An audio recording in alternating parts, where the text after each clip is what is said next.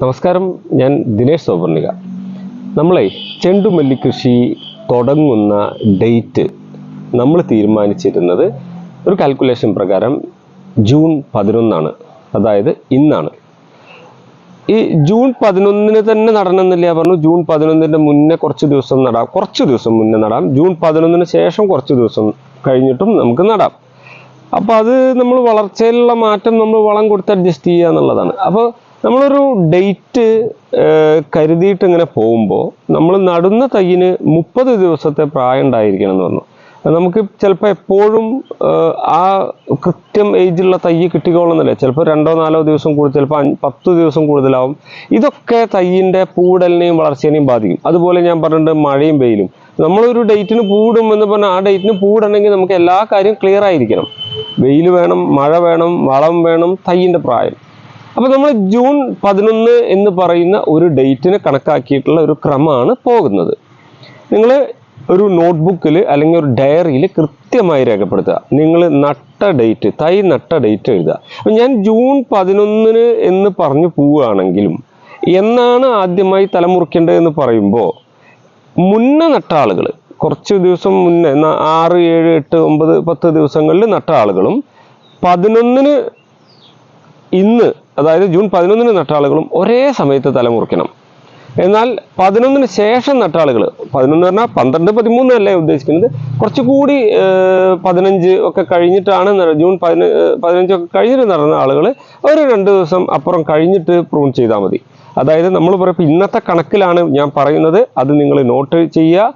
തൈ നട്ട് 10 ദിവസം കഴിഞ്ഞാലാണ് ഞാൻ തലമുറിക്കുക. എൻ്റെ സിസ്റ്റത്തിലാണ് ഞാൻ പറയണം കേട്ടോ, മറ്റുള്ള പല ആൾക്കാരും പല രീതിയാണ്. തൈ നട്ട് 10 ദിവസത്തിൽ തലമുറിക്കുമെന്ന് പറഞ്ഞാൽ തൈ നട്ടിട്ട് അതിൻ്റെ മേലെ എത്ര തട്ടുകളായിട്ട് ഇലകൾ വന്നിട്ടുണ്ട് നോക്കുക. തട്ടുകളായിട്ട് 2 സൈഡിലേക്ക് ഇങ്ങനെ സ്റ്റെപ്പായിട്ട് ഇലകൾ വരിക. അങ്ങനെ സ്റ്റെപ്പായിട്ട് ഇലകൾ വന്നിട്ടുണ്ടെങ്കിൽ എത്രയാണ് നോക്കിയിട്ട് നമ്മൾ തൈ നട്ട് 10-ാം ദിവസം, 10 എന്ന് പറഞ്ഞാൽ കറക്റ്റ് 10 വേണമെന്നില്ല, 11 ആയാലും 12 ആയാലും കുഴപ്പമില്ല, അതിൻ്റെ തല മുറിക്കുക. തല മുറിക്കുമ്പോൾ 2 ഇലഞ്ഞെട്ടികൾ സെറ്റെങ്കിലും ഈ തൈയിലുണ്ടായിരിക്കണം. പിന്നെ ഒരു 2 ഇലഞ്ഞെട്ടിയുടെ സെറ്റ് മുകളിലത്തെ ഭാഗത്ത് കിട്ടുകയാണെങ്കിൽ ആ മുറിച്ചെടുത്ത ഭാഗവും പുതിയ ചെടിയാക്കി മാറ്റാൻ സാധിക്കും. അതിനു വേണ്ടിയിട്ടാണ് ഈ 10 ദിവസം എന്ന് പറഞ്ഞത്. 12-ഓ 13-ഓ ആയാലും കുഴപ്പമില്ല എന്ന് പറയുന്നത്. നിങ്ങൾക്ക് ഇഷ്ടമുള്ള സമയത്ത് ചെയ്യാം. അപ്പോൾ ഇന്ന് നോട്ട്ബുക്കിൽ എഴുതുക തൈ നട്ട ഡേറ്റ്. ഇപ്പോൾ ഞാൻ ഉദാഹരണം പറയും, ജൂൺ 11 തൈ നടുന്ന ഡേറ്റ്. ഈ വർഷത്തെ കാൽക്കുലേഷൻ 11. ജൂൺ 21, 22, അതായത് ഇപ്പോൾ 22 എഴുതാം, 10 ദിവസം കഴിഞ്ഞു. ജൂൺ 22 ഫസ്റ്റ് അതിൻ്റെ ടോപ്പ് കട്ട് ചെയ്യുക.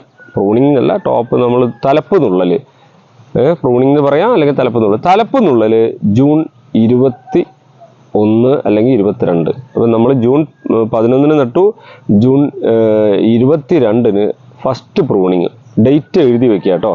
പിന്നെ രണ്ടാമത്തെ ഒരു പ്രൂണിങ് ഉണ്ട്. രണ്ടാമത്തെ ഒരു പ്രൂണിങ് 10 ദിവസം കഴിഞ്ഞിട്ട് എന്ന് വീണ്ടും പറയും, വീണ്ടും 10 ദിവസം കഴിഞ്ഞിട്ട്. ഈ രണ്ടാമത്തെ പ്രൂണിങ്ങിനൊരു ശ്രദ്ധിക്കാനുള്ള കാര്യം, ഫസ്റ്റ് പ്രൂണിങ് നടത്തിയിട്ട് കൊമ്പും ജില്ലകളും വരണം. 10 ദിവസം കൊണ്ട് തന്നെ അത്രയും കൊമ്പും ജില്ലകൾ വരില്ല. അപ്പം അതിനുള്ള വളമൊക്കെ നമ്മൾ കൊടുത്തിട്ട് അടുത്ത കൊമ്പും ചില്ലകളൊക്കെ വന്നിട്ടുണ്ടെങ്കിൽ, നല്ലോണം വന്നിട്ടുണ്ടെങ്കിൽ അതിൻ്റെ നടുവെച്ച് മുറിക്കാം. എന്നാൽ ചെറിയ ചില്ലകൾ ഇങ്ങനെ തുടങ്ങുന്നുള്ളെങ്കിൽ അതിൻ്റെ ടോപ്പ് മാത്രം, മുകുളം മാത്രം നഖം കൊണ്ടോ കത്തി കൊണ്ടോ മെല്ലെ നുള്ളിക്കളയുക. ഇത് രണ്ടാമത്തെ പ്രൂണിങ്. ഞാൻ ചെയ്യുന്ന രീതി വീണ്ടും പറയുന്നു. ചില ആളുകൾ ഒരു പ്രൂണിങ് മാത്രം ചെയ്യും, ചില ആളുകൾ പ്രൂൺ ചെയ്യാതെ വിടും. ഇതെങ്ങനെ ഇട്ടാലും നിങ്ങളെ ചെടിയിൽ പൂവുണ്ടാവും. പ്രൂൺ ചെയ്ത് വിട്ടാൽ ചെടിയുടെ ഹൈറ്റ് കുറയും, കാറ്റടിക്കുമ്പോൾ മറിഞ്ഞു വീഴില്ല, ധാരാളം കൊമ്പും ജില്ലകളുണ്ടാവും, ധാരാളം പൂവുണ്ടാവും. അതിന് വേണ്ടിയിട്ടാണ് ഞാൻ പറഞ്ഞു, കഴിഞ്ഞതിൻ്റെ മുന്നത്തൊക്കെ കൊല്ലൊക്കെ നമ്മൾ ഈ സ്ഥലത്ത് തന്നെ ചെയ്ത സമയത്ത് 60-65 തലപ്പുകളൊക്കെ ഉണ്ടാവും ഒരു ചെടിക്ക്. അത് മുറിച്ചിട്ടില്ലെങ്കിലും വരും. പക്ഷെ മുറിച്ചാൽ അത് പല ഭാഗത്ത് ഡീവിയേറ്റ് ചെയ്ത് കുറേ ഭാഗത്തേക്ക് നീങ്ങിയിട്ട് എല്ലാ വെയിലിൻ്റെ ഭാഗത്തേക്ക് നീങ്ങി നിറയെ പൂവുണ്ടാവും. അപ്പോൾ ഒന്നുമില്ല, പ്രൂൺ ചെയ്താലും ഇല്ലെങ്കിലും ചെയ്യാം. അപ്പോൾ നിങ്ങൾ ഇന്ന് ബുക്കിൽ എഴുതി വെക്കേണ്ട ഡേറ്റ് ഒന്നുകൂടി പറയുന്നു. ജൂൺ 11 ഫസ്റ്റ് പ്ലാന്റിങ് ഡേറ്റ് ആയിട്ട്, തൈ നടുന്ന ഡേറ്റ് ആയിട്ട്. ജൂൺ 22 ഫസ്റ്റ് പ്രൂണിങ് ഡേറ്റ് ആയിട്ട്. ജൂലൈ 2 സെക്കൻഡ് പ്രൂണിങ് ആയിട്ട് ഞാൻ ഇട്ടിട്ടുള്ളത്. അപ്പോൾ ഈ 3 ഡേറ്റ് ഒന്ന് നോട്ട് ചെയ്ത് വെക്കുക. ഈ നോട്ട് ചെയ്തിട്ട് ഞാൻ പറഞ്ഞ പോലെ ജൂൺ കഴിഞ്ഞ ദിവസം നട്ട ആൾക്കാർ ജൂൺ 22 ഫസ്റ്റ് തലപ്പ് നുള്ളാൻ പോകുന്ന സമയത്ത് അത്ര കരുത്തായിട്ടില്ലെങ്കിൽ ഒന്ന് വിളിക്കുക. അപ്പോൾ എന്താണ് ചെയ്യേണ്ടത് പറയും. അതേപോലെ ഫസ്റ്റ് പ്രൂണിങ് ഒക്കെ ഓക്കെ ആയി കഴിഞ്ഞിട്ട് സെക്കൻഡ് പ്രൂണിങ്ങിൻ്റെ സമയത്തേക്ക് അല്ലെങ്കിൽ തലപ്പ് നുള്ളൻ്റെ സമയത്തേക്ക് പോകുമ്പോൾ ഇതേപോലെ കൊമ്പും ജില്ലകളും ഉണ്ടായിട്ടില്ലെങ്കിൽ ആ ഡേറ്റ് ഒന്ന് എക്സ്റ്റെൻഡ് ചെയ്യുക. അത് കൂടുതലല്ല, അപ്പോൾ സംശയമുള്ള ആൾക്കാർ വിളിക്കുക. ഇപ്പോൾ 3 ഡേറ്റ് കിട്ടിയല്ലോ, ജൂൺ 11, ജൂൺ 22, ജൂലൈ 2, 3 ഡേറ്റ് നിങ്ങൾക്ക് കിട്ടി. ഇനി നിങ്ങൾ ചെയ്യേണ്ടത് എല്ലാവരും കോമൺ ആയിട്ട് ചെയ്യേണ്ട കാര്യം, എന്നാണോ തൈ നട്ടത് നിങ്ങൾ നോക്കേണ്ടപ്പോൾ തൈ നട്ടിട്ട് തൈക്ക് നൈട്രജൻ ഫോസ്ഫേറ്റ് വളങ്ങൾ കൊടുക്കുക. അതായത് നിങ്ങൾക്ക് കമ്പോസ്റ്റ് വളങ്ങൾ എന്ത് കിട്ടുന്നു എടുക്കാം. മണ്ണിര കമ്പോസ്റ്റ് എടുക്കാം, കരിയില കമ്പോസ്റ്റ് എടുക്കാം, ചകിരി കമ്പോസ്റ്റ് എടുക്കാം, അതൊക്കെ എടുക്കാം. ഇതിൻ്റെ ഇടയിൽ ഒരാൾ എന്നെ വിളിച്ചിട്ട് ചോദിച്ചു, ഞങ്ങൾക്ക് അധികം ഫണ്ടൊന്നുമില്ല, തയ്യൊക്കെ കിട്ടി, കുറഞ്ഞ വളം കൊടുക്കുന്ന രീതിയിൽ എങ്ങനെ നല്ലോണം പൂവുണ്ടാക്കാം, അതുകൂടി ഇതിൻ്റെ ഒപ്പം പറയുകയാണ് കേട്ടോ. അപ്പം ഞാൻ പറഞ്ഞു, അടിവളമായിട്ട് നിങ്ങൾ ലൈറ്റായിട്ട് എന്തെങ്കിലും കൊടുത്താൽ മതി. കിട്ടുന്നത് ഞാൻ ഇപ്പോൾ ഇത്ര കിലോ പറഞ്ഞ ആളുകൾ ഇത്രയും വളം മേടിച്ചിട്ട് അത് കൊണ്ടിടണ്ട. വളരെ കുറഞ്ഞ തോതിൽ ഒരു വളം എന്തെങ്കിലും അടിവളം കൊടുത്തു എന്നുള്ള തരത്തിൽ കൊടുത്താൽ മതി. തൽക്കാലം പൈസയ്ക്ക് വാങ്ങാൻ, എത്രയും സാധനം വാങ്ങാൻ ബുദ്ധിമുട്ടില്ലാത്ത ആളുകൾക്ക് വാങ്ങിക്കോളൂ, എത്ര വേണമെങ്കിൽ വളം വാങ്ങിയിട്ടാ. ഇനി അല്ലെങ്കിൽ ബുദ്ധിമുട്ടുള്ള ആളുകൾ ചെറിയ തോതിൽ ഒരു അടിവളം കൊടുക്കുക. കാരണം എന്തായാലും ഇതിൽ നല്ല പൂ ഉണ്ടാവണമല്ലോ, കുറച്ച് രാസവളങ്ങൾ നമുക്ക് ഇതിൽ ചേർക്കാം. അപ്പോൾ ആദ്യം നിങ്ങൾക്ക് ഈ പൊടിവളങ്ങൾ ചേർക്കുന്നതിനെ കുറിച്ച് പറഞ്ഞു തരാം. നിങ്ങൾക്ക് ഉദാഹരണമായിട്ട് ഇപ്പോൾ ഒരു മണ്ണിര കമ്പോസ്റ്റ്, ഒരു 5 കിലോ മണ്ണിര കമ്പോസ്റ്റ് 60 രൂപയൊക്കെ ഉണ്ട് മണ്ണിര കമ്പോസ്റ്റിന് കടകളിൽ. 5 കിലോ മണ്ണിര കമ്പോസ്റ്റ് മേടിച്ചു, ഒരു 2-3 കിലോ പിന്നെ എല്ലുപൊടി വേറൊരു പ്രശ്നമുണ്ട്, നനഞ്ഞപ്പെട്ടത് പൂപ്പ് വരും. അപ്പോൾ അതിന് പകരം റോക്ക് ഫോസ്ഫേറ്റ് മേടിക്കാം, കുറച്ച് മണ്ണിര കമ്പോസ്റ്റ് വേപ്പും പിണ്ണാക്ക് മേടിക്കാം.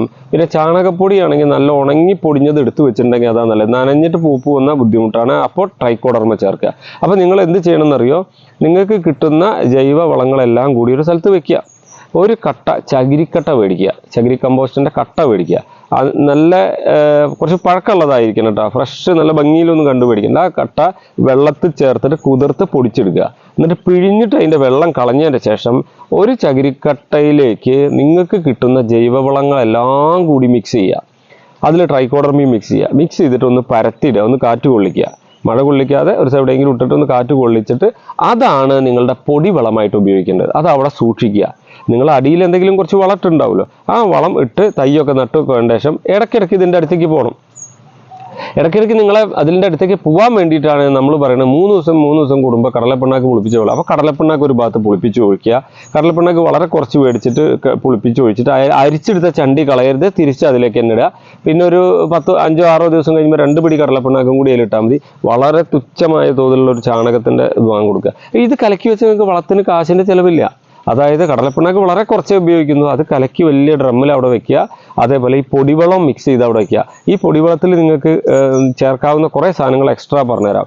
നമ്മളെ മാവിൻ്റെയും പ്ലാവിൻ്റെയും അടിയിലൊക്കെ ഉള്ള മരങ്ങൾ, ഏത് മരങ്ങളുടെ അടിയിലുണ്ടായ ഇല വീണ് പൊടിഞ്ഞിട്ട് ദ്രവിച്ചിട്ട് കറുത്ത പൊടിയായിട്ടുള്ളൊരു മണ്ണുണ്ടാവും. ആ മണ്ണ് ചെത്തിയെടുത്ത് കൊടുത്തിട്ട് ഈ വളത്തോടൊപ്പം ചേർക്കുക. നല്ല ഫലഭൂയിഷ്ടമായ റിച്ച് ആയിട്ടുള്ളൊരു മണ്ണാണത് കേട്ടോ. അത് വളക്കൂറ് കൂടുതലുള്ളതാണ്, അതും ഇട്ട് കൊടുക്കുക. പിന്നെ നിങ്ങൾക്ക് പിന്നെ വീട്ടിലെ കമ്പോസ്റ്റ് ഉണ്ടാക്കിയതുണ്ടെങ്കിൽ അതെടുക്കാം. പച്ചക്കറി കഴുകിയ വെള്ളം ഉണ്ടെങ്കിൽ ഈ കടലപ്പിണ്ണാക്കിൽ കലക്കി അതിലേക്ക് കൊണ്ടുകൊടുക്കാം. പിന്നെ മറ്റെന്തെങ്കിലും ജൈവ സ്ലറികൾ സാധനങ്ങൾ, പിന്നെ ഞാൻ ഏറ്റവും കൂടുതൽ ഉപയോഗിക്കുന്നത് മത്സ്യമാംസ സാധനങ്ങൾ ഉപയോഗിക്കുന്ന ആളുകൾ അത് കഴുകിയ വെള്ളം, അതിൻ്റെ ചോര കലർന്ന വെള്ളമൊക്കെ നിങ്ങൾക്ക് ഇതേപോലെ ഒരു കടലപ്പിണ്ണാക്കിൻ്റെ ഇതിലേക്ക് ഒഴിക്കണേ, അത് ഉപയോഗിക്കുന്നവർ ചെയ്താൽ മതി കേട്ടോ. അതൊക്കെ ഇതിലേക്ക് ഒഴിച്ചു വെച്ച് കഴിഞ്ഞാൽ നല്ല ന്യൂട്രിയൻ്റ് ആയിരിക്കും. നൈട്രജനും ഫോസ്ഫറസും എല്ലാ വളം ഉണ്ടായിരിക്കും. അങ്ങനത്തെ സാധനങ്ങളൊക്കെ നിങ്ങൾ വെച്ച് കഴിഞ്ഞാൽ 1 രൂപ ചിലവില്ലാതെ നിങ്ങൾക്ക് ഈ കാര്യം കുറച്ച് സാധനങ്ങൾ മേടിക്കുക. പിന്നെ വളം മേടിക്കേണ്ട ഇത് മാത്രം. ഇത് ഡെയിലി പോകുമ്പോൾ, പക്ഷേ വേറെ കുഴപ്പമുണ്ട്, ഇത് ഒഴിച്ചു കഴിഞ്ഞാൽ ഭയങ്കര സ്മെല്ലായിരിക്കും കയ്യിലൊക്കെ. അപ്പോൾ അതുകൊണ്ട് പുറത്ത് പോകാത്ത ആളുകളോ ചെടി നോക്കുന്ന ആളുകളോ മാത്രം ഒഴിക്കുക. അല്ലാത്ത ആളുകൾ രാവിലെ സമയത്ത് ഒഴിച്ചാൽ ഭയങ്കര ബുദ്ധിമുട്ടാണ്. വൈകുന്നേരം അത് ഒഴിക്കും ചെയ്യരുത്. ഇനി ഇതിലേറെ സൂപ്പറായിട്ട് ചിലവ് കുറഞ്ഞൊരു സാധനമാണ് ഗോമൂത്രം. പശുവിൻ്റെ മൂത്രം കളക്ട് ചെയ്യാൻ പറ്റുമെങ്കിൽ തൊഴുത്ത് കഴുകിയ വെള്ളം വരുന്ന ആ ഭാഗത്തുണ്ടെങ്കിൽ അതെടുത്ത് വെച്ചാലും മതി. അതെടുത്തിട്ട് നമ്മൾ ഇതേപോലെ കടലപ്പിണ്ണാക്ക് കുളിപ്പിച്ച പോലെ തന്നെ ഡ്രമ്മിൽ ഒഴിച്ച് അടച്ചു വെക്കണം. കൊതുകൾ വരും, അത് പിന്നെ ഒരു പ്രശ്നമാവും. അപ്പോൾ അടച്ചു വെച്ചിട്ട് അതിൽ നിന്ന് ഒരു പാർട്ട് എടുക്കുക. 1 ഗ്ലാസ് 1 ബക്കറ്റ് വെള്ളത്തേക്ക് എടുത്തിട്ട് എല്ലാ ചെടിയുടെ മേലെ ഒഴിക്കുക, അഴുകിപ്പോവും. അപ്പോൾ ഇങ്ങനെ നമ്മൾ ഈ ജൂൺ 11 തൊട്ടിട്ട് ജൂലൈ 2 വരെയുള്ള സമയത്തിൻ്റെ ഉള്ളിൽ നൈട്രജൻ ഫോസ്ഫേറ്റ് വളങ്ങൾ ഇട്ട് കൊടുക്കണം. അപ്പോൾ ഈ ലിക്വിഡ് വളങ്ങൾ ഇങ്ങനെ തളിച്ചു കൊടുക്കില്ല, ഇടവിട്ട് ഇന്നൊരു തളിച്ചു നാളെ തളിച്ചു, മറ്റേ ഡെയിലി തളിച്ചോളും, കുഴപ്പമൊന്നുമില്ല. അതിൽ കൂടുതൽ ക്വാണ്ടിറ്റി പോകരുത്. കൂടുതൽ ക്വാണ്ടിറ്റി പോയാൽ ചെടിയുടെ ഇല അതോടുകൂടി കരിയാൻ തുടങ്ങും. അപ്പോൾ വളരെ ഡയലൂട്ട് ചെയ്തിട്ട് എന്തിനാ ഇടയ്ക്കിടയ്ക്ക് പോകുന്നത്? ഈ വളം ഇടയ്ക്കിടയ്ക്ക് ചെടിയുടെ കിടക്കിലെത്താനും നിങ്ങൾ ആ ചെടിയുടെ കേടുപാടുകളൊക്കെ ഉണ്ടെങ്കിൽ വല്ല അസുഖം ഉണ്ടെങ്കിൽ ഐഡന്റിഫൈ ചെയ്യാനും വേണ്ടിയിട്ട് ദിവസവും അതിൻ്റെ ഇടയ്ക്ക് പോകാൻ പറഞ്ഞു. ഇതൊക്കെ ചെയ്തതിന് ശേഷം ഞാൻ പറയും ഈ ഗോമൂത്രത്തിൻ്റെ ഒക്കെ സ്ലറി ഇല്ലേ, അതൊക്കെ ഡയലൂട്ട് ചെയ്തിട്ട് ഇതിൻ്റെ മേലെ ഇങ്ങനെ സ്പ്രേ ചെയ്ത് കൊടുക്കുക. പിന്നെ പൊടിവളം ഇട്ട് വെച്ചില്ലേ, അത് നിങ്ങളെ കൂട്ടത്തിൽ ഒരാൾക്ക് ആ വർക്ക് കൊടുക്കുക. ഈ പൊടിവളം കൂട്ടി വെച്ചതിന് ഓരോ പാത്രത്തിൽ ഒരു ചട്ടിയിൽ കുറച്ച് വളം എടുത്തിട്ട് 1 സ്പൂൺ അല്ലെങ്കിൽ 2 സ്പൂൺ അല്ലെങ്കിൽ കയ്യിൽ ഇങ്ങനെ ഒരു ചെറിയ കയ്യിൻ്റെ ഉള്ളിൽ ഒതുങ്ങനെ അത്രയും വേണ്ട, വളരെ കുറച്ചിട്ട് ഈ പൊടിവളം മിക്സ് ചെയ്തൊക്കെ കൂടി മിക്സ് ചെയ്യാൻ പറഞ്ഞു. ആ സാധനം എടുത്തിട്ട് ചെടിയുടെ ചോട്ടിൽ നിന്ന് 15 സെൻറ്റിമീറ്റർ ദൂരത്ത് ഇങ്ങനെ ഇട്ട് കൊടുത്തിട്ട് ഒരു ചട്ടുകം കൊണ്ടോ എന്തുണ്ടെങ്കിലും ഒന്ന് ഇളക്കിയിട്ട് അതൊന്ന് മണ്ണ് കൂട്ടി കൊടുക്കുക. ഇത്രയും കൂട്ടി കൊടുത്തിട്ടുണ്ടെങ്കിൽ നമുക്ക് ചിലവില്ലാതെ കിട്ടുന്ന കുറേ സാധനങ്ങളായി വളങ്ങൾ, കരിയില, കമ്പോസ്റ്റും പൊടിയൊക്കെ. ഈ സാധനങ്ങൾ ഇട്ട് കഴിഞ്ഞാൽ ഇട്ട് കൊടുക്കുമ്പോൾ ഒരു കാര്യം, 15 സെൻറ്റിമീറ്റർ അകലത്തിൽ ഈ വളം ഇട്ട് കൊടുത്തിട്ട് എന്ത് ചെയ്യണം, മണ്ണ് കൂട്ടണം. ഇങ്ങനെ മണ്ണ് കൂട്ടുമ്പോൾ ഒരു കാര്യം വളരെ ശ്രദ്ധിക്കുക, മണ്ണ് ഇതിൻ്റെ കടയോട് കൂടി ഇങ്ങനെ ചേർന്ന് നിൽക്കണം. അവിടെ വേര് വരും, ആ വേര് പെട്ടെന്ന് മണ്ണുമ്മയ്ക്കൊക്കെ ഇങ്ങനെ പിടിക്കണം. അപ്പോൾ കുറച്ചിങ്ങനെ കൂന പോലെ കൂട്ടി കൊടുക്കുക. വളം എന്നാൽ ഈ മണ്ണ് കമ്പോസ്റ്റിൻ്റെ ഈ ഭാഗത്തേക്ക് എത്തും ചെയ്യും, ചെടിയുടെ കടയിലേക്ക് നേരിട്ട് വളം തട്ടാത്ത തരത്തിൽ ആദ്യം ചെയ്തിട്ട് മണ്ണ് ഇങ്ങോട്ട് കൂട്ടി കൊടുക്കുക. ഇതാണ് ചെയ്യേണ്ടത്. അപ്പോൾ ഇത്രയും ചെയ്യുമ്പോൾ തന്നെ നിങ്ങൾക്ക് കോസ്റ്റ് വളരെ കുറഞ്ഞ രീതിയിൽ ചെയ്യാൻ പറ്റും. കടലപ്പിണ്ണാക്ക് കിലോ കണക്കിനൊന്നും വാങ്ങണ്ട, വളരെ കുറച്ച് വാങ്ങുക. ഇതന്നെ ആ അതിലേക്ക് ഇട്ട് കൊടുക്കുക. പിന്നെ ഞാൻ പറഞ്ഞില്ലേ, കുറേ വീട്ടിലുള്ള കുറേ സാധനം, തേങ്ങ വെള്ളം പുളിപ്പിച്ച് വെച്ചിട്ട് ആ വെള്ളം നമുക്ക് കടലപ്പിണ്ണാക്കിൽ ഒഴിക്കാൻ പറ്റും. ഇതിങ്ങനെ ഇടയ്ക്കിടയ്ക്ക് ഒഴിച്ചു കൊടുക്കുക. അപ്പോൾ ഇതിങ്ങനെ ഇട്ട് കൊടുത്തിട്ട് ഞാൻ പറഞ്ഞു തൈ നട്ട് 3 ദിവസം കഴിഞ്ഞാൽ ഈ കടലപ്പിണ്ണാക്ക് പുളിപ്പിച്ച് ഇങ്ങനെ ഒഴിച്ച് കൊടുക്കാൻ പറഞ്ഞു. തൈ നട്ട് ഒരു 8 ദിവസമൊക്കെ കഴിഞ്ഞാൽ നിങ്ങൾക്ക് ഒരു 1/4 സ്പൂണ് DAP ഇതിൻ്റെ ചോട്ടിൽ 15 സെൻറ്റിമീറ്റർ അകലത്തിൽ നിങ്ങൾക്ക് വേണമെങ്കിൽ വെതറി കൊടുക്കാം, ഒന്ന് ബൂസ്റ്റിങ്ങിന് വേണ്ടിയിട്ട്. 8ാം ദിവസം ചെയ്യേണ്ടത്. ഇതും ഒന്ന് ഡയറിയിൽ കൃത്യം എഴുതി വയ്ക്കുക. അത് കഴിഞ്ഞു ഞാൻ പറഞ്ഞു തൈ നട്ട് ഇങ്ങനെ പോകുന്നതിൻ്റെ ഇടയിൽ ഈ 10 ദിവസത്തിൻ്റെ ഇടയിൽ ഈ ഏതെങ്കിലും ഒരു വളം ഒഴിവാക്കുക. അപ്പോൾ കടലപ്പിണ്ണാക്ക് പുളിപ്പിച്ചത് ഒഴിക്കുന്നതിന് പകരം 30-10-10 ഒരൊറ്റ സ്പ്രേ, 1 സ്പൂൺ 5 ലിറ്റർ വെള്ളത്തിൽ കലക്കിയിട്ട് എല്ലാ ചെടിക്കും, കൂടുതലല്ല 1 സ്പൂൺ 5 ലിറ്റർ വെള്ളമാണ് ആവശ്യമുള്ള വെള്ളത്തിൽ ആവശ്യമുള്ള അളവ് കലക്കിയാൽ മതി, കൂടുതലായ ചെടി കേടുവരും. ഞാൻ പറഞ്ഞു ഓരോ ദിവസം മാറി ചില ഒരു ദിവസം കടലപ്പിണ്ണാക്ക് ഒഴിക്കുന്നതിന് പകരം ഈ 10 ദിവസത്തിൻ്റെ ഉള്ളിൽ, തൈ നട്ട് 10 ദിവസത്തിൻ്റെ ഉള്ളിൽ ഒരു തവണ നിർബന്ധമായും 30-10-10 സ്പ്രേ കൊടുക്കുക. ഇതാണ് നിങ്ങൾക്കുള്ള ആദ്യ ഘട്ടത്തിലുള്ള സാധനം. ഞാൻ 3 ഡേറ്റും പറഞ്ഞു, 10 ദിവസത്തിൻ്റെ ഉള്ളിൽ ചെയ്യേണ്ട ഒരു രാസവളത്തിൻ്റെയും കാര്യം പറഞ്ഞു. ഇനി ഇതിൻ്റെ അപ്പുറത്തേക്കുള്ള കാര്യങ്ങൾ നമുക്കിങ്ങനെ തുടർന്ന് മെല്ലെ പോവാം. മനസ്സിലായിട്ടുണ്ടാകുമെന്ന് കരുതുന്നു. ഇഷ്ടപ്പെട്ടെങ്കിൽ നിങ്ങളുടെ സുഹൃത്തുക്കളുടെ അടുത്തേക്ക് ഇത് ഷെയർ ചെയ്യുക. താങ്ക്